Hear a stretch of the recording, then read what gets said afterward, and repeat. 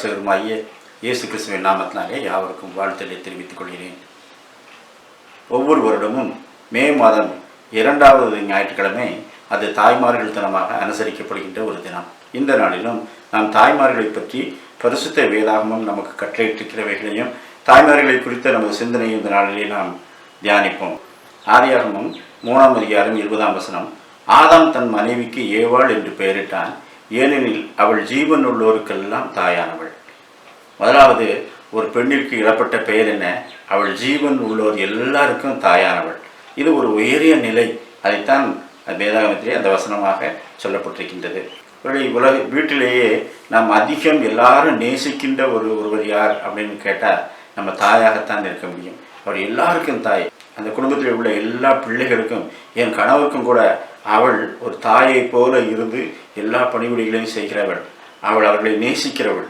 தாய் என்றால் நாம் நேசத்தோடு சேர்த்து தான் அவங்களை நாங்கள் நினைப்போம். வேதாகமத்திலே தாய் தந்தையரை குறித்து நமக்கு கொடுக்கப்பட்ட கட்டளைகளை நாம் சற்று பார்ப்போம். என் மகனே, உன் தகப்பன் புத்தியை கேள், உன் தாயின் போதகத்தை தள்ளாதே. தெரியும், ஒருவேளை தகப்பனுக்கு அதிகம் தெரியும், தாய்க்கு அதிகம் தெரியாது என்று சொல்லி அசட்டை பண்ணுவாங்க. ஆனால் தாய் தான் ஒரு குழந்தையின் முதல் ஆசான். சிறு வயதிலிருந்தே கற்றுக்கொள்ள வேண்டும் என்று இருப்பவர்கள் எல்லாவற்றையும் தாயினிடத்தில் தான் பிள்ளைகள் கேட்டு தெரிந்து கொள்ளும். ஆணாக இருந்தாலும் பெண்ணாக இருந்தாலும் குழந்தைக்கு முதலிலிருந்தே கற்றுக் கொடுக்கிறவள் இந்த தாய். எனவே தான் அவளுடைய போதகத்தை தள்ளாதே என்று சொல்லி நமக்கு கட்டளையாக கொடுக்கப்பட்டிருக்கின்றது. தாய் தந்தையரை நாம் எல்லாரும் நாம் மதிப்போம், அதிகமாய் மதிக்க வேண்டும் என்பதை எல்லா மதங்களும் தான் கற்றுக் கொடுக்கிறது என்று சொல்லுவார்கள். ஒரு சமயத்தில் நான் ஊழியத்துக்கு சென்றிருந்த போது ஆண்டவராகிய இயேசு கிறிஸ்துவை குறித்து ஒரு கூட்ட மக்களுக்கு நான் அறிவித்தேன். அதில் ஒருவருக்கு அது பிடிக்கவில்லை. எப்படி இதை எதிர்ப்பது என்று செய்யாமல், சார், என்ன நீங்கள் கடவுளை பற்றி அதிகம் சொல்கிறீர்கள்? கடவுள் எல்லாவற்றிலும் பெரிய கடவுள் எது தெரியுமா? அவருடைய தாய் தான் எல்லாவற்றையும் விட பெரிய கடவுள். எனவே தாயை விட பெரிய கடவுள் ஒன்றும் இல்லை என்று சொன்னார். அப்பொழுது நான் சொன்னேன், தாய் ஒரு மனுஷிதான், அவளுடைய கடவுள் என்று சொல்லி ஒரு இடத்திலும் போடவில்லை. ஒருவேளை தாயை கடவுளாக வழிபட வேண்டும் என்று சொல்வது எதற்காக? மதிக்க வேண்டும் என்பதற்காகத்தான். ஐயா, உங்களுக்கு சுகம் இல்லாமல் இருந்தால் உன் தாயை நீங்கள் நினைத்தால் போதும், உடைய தாய் உங்களை குணமாக்க முடியுமா அப்படின்னு கேட்டால் முடியாது. ஏனென்றால் அவங்க ஒரு மனுஷி. தேவன் ஒருவரே மனுஷனை குணமாக்க முடியும். தேவன் ஒருவரே மனுஷனுடைய இருதயங்களையும் சரீரத்தையும் அறிந்திருக்கிறவர். உங்களுடைய இருதயத்தில் இருக்கிறது உங்கள் தாய்க்கு தெரியுமா? தெரியாது. எல்லாத்தையும் விட இப்போ உங்கள் தாய் எங்கேயா இருக்காங்கன்னு கேட்டேன். அவர் யோசிச்சுட்டு, எங்கே இருக்காங்களோ தெரியலையே, எங்கள் தங்கச்சி வீட்டிலே தம்பி வீட்லையோ, ஆனால் உங்கள் வீட்டில் இல்லை. அவங்களை அந்திம காலத்திலே பாதுகாக்க வேண்டும் என்பதெல்லாம் நீங்கள் மறந்துவிட்டு இன்றைக்கு தாயை வணங்க வேண்டும் என்று சொல்கின்றீர்களே அப்படின்னு சொன்ன உடனே அவர் தலையை குனிந்து கொண்டார். உனக்கு நன்மை உண்டாயிருப்பதற்கும் பூமியிலே உன் வாழ்நாள் நீடித்திருப்பதற்கும் உன் தகப்பனையும் உன் தாயையும் கனம் பண்ணுவாயாக என்பதே வாக்கு தத்தம் உள்ள முதலாம் கற்பனை. எதற்காக தாயும் தந்தையும் கனம் பண்ண வேண்டும்? இந்த பூமியிலே உன் வாழ்நாட்கள் நீடித்திருப்பதற்காக. அப்படின்னா தாய் தந்தையருக்கு கீழ்ப்படிந்தால் உன் ஆயுசு நாட்கள் பெருகும். தாயின் கட்டளையை அசட்டை பண்ணுகிற கண்ணை நதியின் காகங்கள் பிடுங்கும், கழுகின் குஞ்சுகள் தின்னும் என்று சொல்லப்பட்டிருக்கிறது. அப்படின்னா இவ்வளோ கொடூரமான ஒரு தண்டனை சொல்கிறார். தாயின் கட்டளை உண்டு, தாயின் ஆலோசனை உண்டு, தாயின் போதகம் உண்டு. இவைகளை எல்லாம் அசட்டை பண்ணக்கூடாது, அதற்கு கீழ்ப்படிய வேண்டும். ஆண்டவராகிய இயேசு கிறிஸ்து அவர் செய்த ஒரு அற்புதங்களிலே ஒன்று, முக்கியமான ஒரு அற்புதம், 3 பேரை அவர் உயிரோடு எழுப்பினார். ஒவ்வொரு உயிரோடு எழுப்புதலுக்கும் ஒரு காரணம் இருந்தது. முதலாவது யவீருவின் மகளை ஆண்டவர் உயிரோடு எழுப்பின காட்சி. அந்த காட்சியிலே தகப்பன் அவரை தன்னுடைய பிள்ளையை குணமாக்க வேண்டும் என்று சொல்லி அழைத்தான். ஆனால் பிள்ளை மறித்து விட்டது. ஆண்டவர் அங்கே சென்று அவளை குணமாக்கினார். ஆனால் 2வது ஒரு காட்சி, அவர் நாயின் என்ற ஊருக்கு செல்லும் போது அங்கே ஒரு மறித்து போன வாலிபனை அவர்கள் கொண்டு வந்தார்கள். அப்பொழுது ஆண்டவர் எல்லாரையும் பார்த்தாரு. ஆனால் எல்லாத்தை விட அவனுடைய தாயை நோக்கி பார்த்தார். அவள் கைம்பெண்ணாக இருந்தாள். அவளுடைய இயலாமையை நினைத்தார். உதவி செய்வதற்கு யாரும் இல்லை. எனவே ஆண்டவர் மனதுருகினார். யாரும் அவரிடத்தில் எந்த அற்புதத்தையும் செய்யும்படி கேட்கவில்லை. ஆனால் ஒரு தாயின் கண்ணீரை கண்டு அவளுக்கு சமாதானம் அளிக்கும் பொருட்டு அந்த வாலிபனை ஆண்டவர் உயிரோடு எழுப்பி கொடுக்கின்றார். இன்னைக்கு தாயின் கண்ணீர் லேசானதல்ல. இன்னைக்கு அநேகருக்கு அவங்க வாழ்க்கையில் எவ்வளவோ காரியங்கள் செய்தாலும் கூட ஆண்டவர்களுக்கு கிருபை கூறுகிறார் என்றால் கண்ணீரோடு ஜெபிக்கின்ற தாய்மார்களை அவர்கள் பெற்றிருக்கின்றார்கள். தூர இடத்திலே பல தேசங்களிலே பிள்ளைகள் வேலை செய்யும் போது அவர்களுக்காக கருத்தோடு ஜெபிக்கின்ற ஒரே ஒரு ஆத்மா யார் என்றால் தாயாகத்தான் இருக்க முடியும். தகப்பன் பல காரியங்களிலே அவர் ஈடுபட்டு கொண்டிருப்பதனாலே அவர் ஜெபிக்க மாட்டார் அதிகமாக. ஆனால் தாய் தான் ஜெபிக்கிறாங்க. அந்த ஜெபத்தையும் கண்ணீரையும் ஆண்டவர் அவர் காண்கின்றார். அந்த தாயின் கண்ணீர் அது ஆண்டவரின் நெஞ்சை தொடுகிறது. இன்றைக்கும் நீங்கள் உங்கள் பிள்ளைகளுக்காக ஜெபிக்கும் போது ஆண்டவர் அதை நோக்கி பார்க்கின்றார். உங்களுடைய இருதயங்களின் வியாகுலங்களை கர்த்தர் அறிந்திருக்கின்றார். அது நிமித்தம் நன்மையான ஈவுகளை தருகின்றார். நாம் இந்த கொரோனா காலத்தில் நம்ம ஜெபிக்கும் போதெல்லாம் தூர இடத்துல இருக்கிற பிள்ளைகளை நினைத்து உண்மையாகவே கண்ணீர் விட்டு ஜெபிக்கிறவர்கள் தாயாகத்தான் இருக்க முடியும். அவர்கள் ஜெபிக்கிற அந்த ஜெபத்தை கர்த்தர் கேட்கின்றார். கேட்டு அவர்களுக்கு சேமத்தை தரும்படிக்கு, அவர்களுடைய கண்ணீரை துடைக்கும்படிக்கு ஆண்டவர் இறங்குகின்றார். இதுதான் ஒரு ஜெபிக்கின்ற தாயினாலே மற்றவர்களுக்கு கிடைக்கிற ஒரு மிகப்பெரிய ஒரு பாக்கியம். ஜெபிக்கிற தாயை உடையவர்கள் அவர்களுக்கு மிகப்பெரிய பாக்கியம் உண்டு. அது என்ன? கர்த்தர் அவர்கள் ஜெபத்தை கேட்கின்றார், தாயின் ஜெபத்தை கேட்கின்றார். வேதாகமத்தில் நாம் முன்மாதிரியான சில தாய்களை குறித்து தியானிப்போம். முதலாவது, தன் ஜனத்தையே பிள்ளைகளாக கருதி உற்சாகப்படுத்திய ஒரு தாய். தெபோராளாகிய நான் எழும்புமளவும், இஸ்ரவேலிலே நான் தாயாக எழும்புமளவும் கிராமங்கள் பாழாய் போயின, இஸ்ரவேலின் கிராமங்கள் பாழாய் போயின. ஆண்டவராகிய தேவன் இஸ்ரவேல் ஜனங்கள் தவறுகள் செய்யும் போதெல்லாம் அந்நியர்களின் கைகளிலே அவர்களை ஒப்புவிப்பார். அந்நிய ராஜாக்கள் அவர்களை ஆளும்போது அவர்கள் துக்கப்பட்டு ஆண்டவரை நோக்கி மனம் திரும்பி கூப்பிடும் போதெல்லாம் அவர் இரட்சகர்களை எழும்ப பண்ணுவார். அப்படி எழும்ப பண்ணின அந்த இரட்சகர்களுக்கு பெயர் நியாயாதிபதிகள் என்று பெயர்.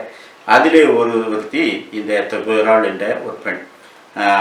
பாரூக் என்ற ஒரு மனிதனை அவர் அழைத்து சிசரா என்ற அந்த சேனாதிபதிக்கு விரோதமாக எழும்ப சொல்கின்றார். அப்பொழுது அவன் சொல்கின்றான், தாயாகிய நீ என்னோடு வந்தால் நான் போவேன், இல்லை என்றால் நான் யுத்தம் பண்ண புறப்பட மாட்டேன். ஒரு குழந்தையை போல் அடம் பிடிக்கின்றான். அப்பொழுது அந்த தாய் உற்சாகப்படுத்துகிறாள், நான் உன்னோடு வருவேன். சிசரா என்ற அந்த சேனாதிபதியை முறியடித்து திரும்பி வருகிறார்கள். திரும்பி வந்த பிறகு அவள் சொல்கிறாள், இஸ்ரவேலில் தாயாக நான் எழும்புமளவும் பெரும் பாதைகள் பாழாய் கிடந்தன. அந்த தேசமானது அந்நியர் வசமாக இருந்ததுனால அந்த பாதைகளின் வழியாக புறப்பட்டு செல்பவர் அதிகம் இல்லை. எனவே அந்த பாதைகளிலெல்லாம் செடிகள் முளைத்து அது பாழாய் கிடந்தன என்பது அந்த சரித்திர வரலாறு. ஆனால் இதற்கு இன்னொரு விளக்கத்தை நாம் தியானிக்கலாம். இஸ்ரவேலில் தாயாக நான் எழும்புமளவும் பெரும் பாதைகள், ஆண்டவரோடு நமக்கு உள்ள தொடர்பு, அது பெரும் பாதையாகிய ஜெபங்கள். இந்த ஜெபங்கள் அநேக சமயங்களிலே பயன்படுத்தப்படாமல் அவை பாழாய் போகின்றன.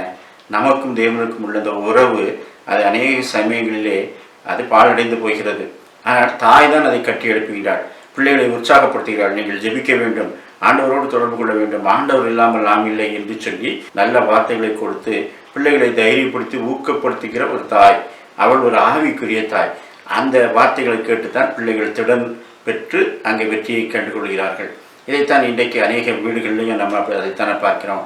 பிள்ளைகள் ஆண்டவர்களுக்கு வழி விலகி போகும்போதெல்லாம், ஜெபத்திலே அவர்கள் குறைந்து போகும்போதெல்லாம் தாயானவள் அவர்களை உற்சாகப்படுத்துகிற ஒரு அனுபவம். இதுதான் முன்மாதிரியான ஒரு தாய். இரண்டாவது, கர்த்தருக்குள்ளான சந்ததிகளை கட்டி எழுப்புகிற தாய். ரூத்து 4:16 உன் வீட்டிலே வருகிற மனைவியை கர்த்தர் இஸ்ரவேல் வீட்டை கட்டுவித்த 2 பேராகிய ராகேலை போலும் லேயாளை போலும் வாழ்ந்திருக்க செய்வாராக. ராகேலும் லேயாளும் யாக்கோபின் மனைவிகள். ஒரு நாள் அவன் தன்னுடைய ஆசைகளை எல்லாம் எடுத்துக்கொண்டு தன் மாமனிடத்தில் இருந்து பிரிந்து, நான் ஆண்டவரை ஆராய்ப்பதற்கு நாம் போவோம், நாம் பெத்தோலுக்கு போவோம் வாருங்கள் என்று சொல்லி அழைத்த போது அவர்கள் உடனடியாக ஆம், என் தகப்பனோடு எங்களுக்கு இனி எந்த தொடர்பும் இல்லை என்று சொல்லி அதை முறித்து கொண்டு தன்னுடைய கணவரோடு பிள்ளைகளோடும் அவர்கள் வந்து விட்டார்கள். பிள்ளைகளை பெற்றதனால் மட்டுமல்ல, கணவனுடைய சொல்லை கேட்டு அவனுடைய தேவனுக்கு ஆராதனை செய்யும்படிக்கு பிள்ளைகளை அழைத்து கொண்டு வந்து அந்த 2 தாய். இதைத்தான் இஸ்ரவேல் ஜனங்கள் நினைவு கூர்ந்து சொல்கின்றார்கள். இஸ்ரவேலின் வம்சத்தை கட்டுவித்த 2 பேராகிய ராகேலை போலும் லேயாளை போலும் கர்த்தரனை ஆசீர்வதிப்பாராக. மூன்றாவது நாம் பார்த்தோம் என்றால், பிள்ளைகளுக்குள்ளே சமாதானம் பண்ணுகிற ஒரு தாய். என் மகனே, நீ எழுந்து புறப்பட்டு ஆரானில் என் சகோதரனாகிய லாபானிடத்திற்கு ஓடிப்போய் உன் சகோதரனுடைய கோபம் தனியும் மட்டும் சில நாள் அவ்விடத்திலே இரு. இந்த யாக்கோபை தப்புவிக்கும்படிக்கும் பிள்ளைகள் இருவரும் ஒருவருக்கொருவர் யுத்தம் செய்து மாண்டு போகாதபடிக்கும் தாய் ஒருவனை பிரித்து அவன் தப்பி ஓடும்படிக்கு ஒரு இடத்தை காண்பிக்கின்றார். இது என்ன அப்படின்னு கேட்டால், ஒரு குடும்பத்திலே சமாதானம் உண்டாவதற்கு ஏதுவான காரியங்களை செய்கிற ஒரு தாய் என்று சொல்லலாம். பிள்ளைகளுடைய விரோதத்தை நீக்குகிற ஒரு தாய் என்று சொல்லலாம். அதை விட எல்லாவற்றையும் முன்னதாக யோசித்து தேவனோடு அவன் ஒப்புரவாகும்படிக்கு அவனை பிரித்து அனுப்பின ஒரு தாய் என்று சொல்லலாம். யாக்கோபு அப்படியே போகிற வழியிலே அவன் தேவனோடு ஒரு ஐக்கியத்தை ஏற்படுத்தி கொண்டான். வரும் வரைக்கும் அவர் அவனை காத்தார், அவனோடு உடன்படிக்கையை ஏற்படுத்தி கொண்டார்.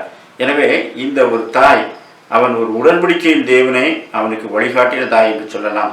நான்காவதாக, பிள்ளைகளுக்குள்ளே விசுவாசத்தை விதைத்து வளர்க்கிற 2 தாய்களை பார்க்கின்றோம். 2 தீமோத்தேயு 1:4-5 உன்னில் உள்ள மாயமற்ற விசுவாசத்தை நினைவு கூறுகிறதுனால் தேவனை நான் ஸ்தோத்திரிக்கிறேன். அந்த விசுவாசம் முந்தி உன் பாட்டியாகிய லோபிசாளுக்குள்ளும் உன் தாயாகிய அநீகாளுக்குள்ளும் நிலைத்திருந்தது, அது உனக்குள்ளும் நிலைத்திருந்தது என்று நிச்சயித்திருக்கிறேன். ஒரு மாயமற்ற விசுவாசம் ஒரு தாயினிடத்தில் இருந்து அவளுடைய மகளாகிய அடுத்த தாய்க்கு சென்று அதன் பிறகு அவளுடைய மகனுக்கு செல்கிறது. அந்த ஐநேக்கியாள் லோபிசாள் அந்த 2 பேரும் தன்னுடைய பிள்ளைகளுக்கு அவர்கள் விசுவாசத்தை ஊட்டி வளர்த்த தாய் என்று சொல்லலாம். அந்த அவர்கள் ஊட்டி வளர்த்ததுனால தான் இந்த தீமோத்தேயுக்குள்ளே மாயமற்ற விசுவாசம் இருந்ததான். இன்னைக்கு பிள்ளைகளுக்கு இன்னைக்கு விசுவாசத்தை கற்றுக் கொடுக்கிறவர்கள் யார்? இன்னைக்கு சண்டே கிளாஸுக்கு போகலை, வசனத்தை கற்றுக்கொள்ளலை அப்படின்னா அதை விட்டுடு, சும்மா அவனுக்கு பிடிக்கிறனா விடட்டும், போகட்டும் என்று சொல்லி தகப்பன் கூட அசட்டை பண்ணிக்கிறான். தாய், ஐயோ பிள்ளைகள் எப்படியாவது கர்த்தருடைய வசனத்தை கற்றுக்கொள்ள வேண்டும், அவருடைய பாதுகாப்புக்குள்ளே இருக்க வேண்டும் என்று சொல்லி அதை கற்பித்து அவர்களை வழிநடத்துகிற 2 தாய். அதனால ஒரு மாயமற்ற விசுவாசம் உடையவனாகிய ஒரு பேரன் இருந்தான். அவன் திருச்சபைகளை தலைமை தாங்கினான், கர்த்தருக்கென்று ஸ்தானாதிபதியாக ஊழியக்காரனாக விளங்கினான். இப்படி பிள்ளைகளை விசுவாசத்தில் வளர்க்கிறவர்கள், பிள்ளைகளுக்காக ஜெபிக்கிற தாய்களை குறித்து நாம் வாசிக்கின்றோம். இன்றைக்கு தாய்மார்கள் தினம் கொண்டாடப்படும் போது நாம் யோசித்து பார்க்க வேண்டியது என்ன? ஒரு விசுவாசம் உள்ள ஒரு தாய், ஜெபிக்கிற ஒரு தாய், பிள்ளைகளை சமாதானத்திலே வழிநடத்துகிற தாய், இப்படிப்பட்ட தாய்மார்கள் நமது திருச்சபையிலே நாம் நிறைந்திருக்கிறோம். நாம் அநேக தாய் தந்தையர் இறந்தபோது அவருடைய துக்க நாட்களை அனுசரிக்கிற வீடுகளுக்கு நான் சென்றிருக்கின்றேன். அப்பொழுதெல்லாம் தகப்பனை குறித்து அதிகமாக பேச மாட்டார்கள், ஆனால் தாயை குறித்தெல்லாம் அவர்கள் பேசும்போது தான் சொல்லுவாங்க, சின்ன வயசுலேயே எங்களுக்கு வசனத்தை சொல்லிக் கொடுத்து நாங்கள் கர்த்தருடைய வழியிலே நடக்க வேண்டும், இப்படி செய்யுங்க என்று சொல்லி ஆலோசனை சொல்கிற தாயாக இருந்தாங்க. இன்றைக்கு பிள்ளைகள் எந்த தேசத்தில் இருந்தாலும் அவர்களுடைய பாதுகாப்பிற்காக அவர்கள் ஆண்டவரை விட்டு விட்டு விலகக்கூடாது என்று சொல்லி அவர்களுக்காக ஜெபிக்கிற ஆலோசனை சொல்லுகிற தாய்கள் தான் நமக்கு வேண்டும். நாம் ஒருவரை ஒருவர் காப்பாற்ற முடியாது, தேவன் ஒருவரை காப்பாற்ற முடியும். அவருடைய பாதுகாப்பும் அவர் இறக்கமும் பிள்ளைகளுக்கு கிடைக்க வேண்டும் என்றால் ஜெபிக்கிற 2 கைகள், அதை உறுதியான கைகள், அது தாயின் கைகள் தான். இன்றைக்கு நம்ம ஆண்டவராய் இயேசு கிறிஸ்துவின் வாழ்க்கையில் எடுத்து பார்த்தோம் என்றால் அவர் தன்னுடைய தாயோடு அவர் கொண்டிருந்த அந்த தொடர்புகளை பற்றி நாம் வாசித்தோம் என்றால், முதலாவதாக அவர் கானாவூர் கல்யாணத்திலே இயேசு தன்னுடைய முதல் அற்புதத்தை செய்கின்றார். அப்பொழுது எல்லாரும் முதலாவது தாயிடத்தில் தான் வர்றாங்க. இன்றைக்கும் வாசிக்காரங்க தாயிட்டு தான் போயிட்டு இருக்காங்க. ஏன்னா அவங்க தான் ஆண்டவரத்தை சொல்லி காரியங்களை செய்வார்கள் என்று சொல்லி. தன்னுடைய வேலைக்காரர்களை பார்த்து அந்த அம்மா சொன்ன வார்த்தை என்னவென்றால், அவர் உங்களுக்கு என்ன சொல்லுகிறாரோ அதன்படி செய்யுங்கள் என்று வேலைக்காரர்களுக்கு சொன்னார்கள். தாய் தேவனிடத்திலே வழி நடத்துகிற ஒரு கருவி, அவ்வளோதான். நாம் செல்ல வேண்டிய இடம் எங்கே? இயேசு கிறிஸ்துவனிடத்திலே அதை வழிகாட்டுகிறவள். அப்படியே அந்த வேலைக்காரர்கள் அவர் சொன்னதை கேட்டவுடனே அதன்படி திராட்சரசம் கிடைத்தது, அவர்கள் சந்தோஷத்தை மகிழ்ந்தார்கள். இன்னும் நம்ம தொடர்ந்து பார்த்தோம் என்றால் இயேசுவின் தாயை குறித்து நம்ம பார்க்கும்போது ஆதியிலே 120 பேர் கூடி ஜெபித்த போது அவருடைய தாயும் சகோதரர்களும் அதில் இடம்பெற்றிருந்தார்கள் என்று சொல்லி நம்ம வாசிக்கின்றோம். அப்படியானால் தேவகுமாரனிடத்திலே அநேகரை வழி நடத்துகிற தாய். லூக்கா சுவிசேஷத்திலே விசேஷமாக அந்த தாயினிடத்துல தான் கேட்டு அநேக காரியங்களை எழுதினார். ஏனென்றால் ஒவ்வொரு காரியங்கள் நடக்கும்போதும் ஒவ்வொரு அந்த வரலாற்று சம்பவங்கள் நடக்கும்போதும் அவருடைய தாய் இவை எல்லாவற்றையும் தன்னுடைய இருதயத்திலே வைத்து சிந்தனை பண்ணினாள் என்று சொல்லி லூக்கா சுவிசேஷத்திலே குறிப்பிடப்படும். அவருக்கு யார் சொன்னா? அவர் தான் முதலே சொல்லிட்டாரு, ஆரம்பம் முதல் எல்லாவற்றையும் திட்டமாய் விசாரித்தறிந்த நான் அப்படின்னு சொல்லிட்டார். அப்படின்னா லூக்கா நேரில் பார்க்கல, ஆனால் திட்டமாக நேரில் பார்த்தவர்களை விசாரித்து எழுதும்போது அந்த தாய் அந்த காலங்களிலே எப்படி தேவகுமாரனுடைய வாழ்க்கை நிகழ்ச்சிகளை தன் இருதயத்திலே வைத்து சிந்தனை பண்ணினாள் என்று சொல்லி அவர் எழுதுகின்றார். அப்படியானால் இன்றைக்கு தாய் தெய்வம் அல்ல, ஆனால் தேவனிடத்திலே வழி நடத்துகிற ஒரு முக்கிய கருவியாக இயேசு கிறிஸ்துவின் வாழ்க்கையிலே அவள் காட்சியளித்ததை நம்ம பார்க்கின்றோம். இன்றைக்கும் என்றைக்கும் தாய் தேவனிடத்திலே வழி நடத்துகிற கருவி. ஆனால் நம்ம பரிசுத்த வேதாகமத்திலே இதற்கு மாறாக இருந்த தாய்களை நம்ம பார்க்கின்றோம். பிள்ளைகளுடைய அழிவைத்தான் அவர்கள் சந்தித்தார்களே தவிர தேவனுக்கு நேராக அவர்களை வழிநடத்தவில்லை. இந்த நாளிலே விசுவாசம் உள்ள தாய்களை, நம்மை கர்த்தருக்கு நேராக வழி நடத்துகிற தாய்களை, முன்னுதாரணமாய் கொள்ள வேண்டிய தாய்களை நாம் பின்பற்றுவோம். நீதிபதிகள் 23:22 சொல்கிறது, உன் தாய் வயது சென்றவளாகும் போது அவளை அசட்டை பண்ணாதே. எங்கள் வயதான அநேகம் பேர் தன்னுடைய தாயை அசட்டை பண்ணுவாங்க. அதுதான் அவர் எழுதியிருக்கிறாரு, உன் தாய் வயது சென்றவளாகும் போது அவளை அசட்டை பண்ணாதே. இருதயத்திலே தேவனை நோக்கி உங்களுக்காக ஜெபிக்கின்ற ஒரு தாய், வயதான காலத்தை சரீரங்கள் தளர்ந்தாலும் ஊக்கத்துடனே ஜெபிக்கிற இந்த தாய்கள் இருப்பதனால்தான் இன்றைக்கு உலகம் ஓடிக்கொண்டிருக்கிறது. எனவே நான் இந்த தாய்களுக்காக கர்த்தரத்தை நாம் நன்றி செலுத்த வேண்டும். ஒரு அருமையான தாய், அவர்கள் வயதான காலத்திலே பென்ஷன் வாங்குவாங்க. அவங்க அநேக ஊழியர்களுக்கு அவங்க கொடுப்பாங்க. ஏனென்றால் அவருடைய பிள்ளைகள்லாம் நல்ல பொசிஷனில் இருக்கிறாங்க. அப்பொழுது அந்த தன்னுடைய மகனை அழைத்து அவர்கள் சொல்வார்கள், ஒருவேளை நான் சென்று போன பிறகும் இந்த ஊழியத்தை நீ தொடர்ந்து தாங்க வேண்டும். ஒருவேளை ஐஎம்எஸ் என்று வைத்துக் கொள்ளுங்கள், ஒரு ஐஎம்எஸ் ஊழியமோ ஒரு எஃப்எம்பிபி ஊழியமோ, இந்த ஊழியங்களுக்கு நாம் உயிருள்ள நாட்களெல்லாம் நாம் கொடுத்து கொண்டே இருக்க வேண்டும். தேவனுடைய வேலை நடந்து கொண்டே இருக்க வேண்டும். அதற்கு நாம் கருவிகளாக இருக்க வேண்டும். அதன் மூலமாக கிடைக்கிற ஆசீர்வாதங்களை நாங்கள் பெற்றுக்கொண்டவர்களாக இருக்க வேண்டும்ப்பா. ஒவ்வொரு நாளும் ஆண்டவர் சமூகத்துக்கு போங்க, ஒவ்வொரு நாளும் ஜெபம் பண்ணுங்க என்று சொல்லி ஆலோசனை சொல்லிக்கொண்டே இருப்பாங்க. ஏதோ வயசானவங்க என்று சொல்லி அசட்டை பண்ணுவாமல் அவர்கள் என்ன சொல்லுகிறார்கள் என்பதை காது கொடுத்து பிள்ளைகள் கேட்பார்கள். அது நிமித்தம் அந்த குடும்பங்கள் ஆசிரியக்கப்பட்டதாக இருக்கின்றன. இந்த அருமையான இந்த உலக தாய்மார்கள் தினத்திலே முன்மாதிரியான தாய்களை பின்பற்றுவோம். அவர்களுக்காக நாம் கர்த்தருக்கு நன்றி செலுத்துவோம். அவர்கள் முகம் காணாதபடிக்கு அவர்களை அசட்டை பண்ணாமல் அவர்களுக்கு கீழ்ப்படிந்து கர்த்தருடைய நாமத்தை நாம் மகிமைப்படுத்துவோமாக. கர்த்தர் தாமே நம்மையும் நம்முடைய குடும்பங்களையும் ஆசீர்வதிப்பாராக. ஆமேன்.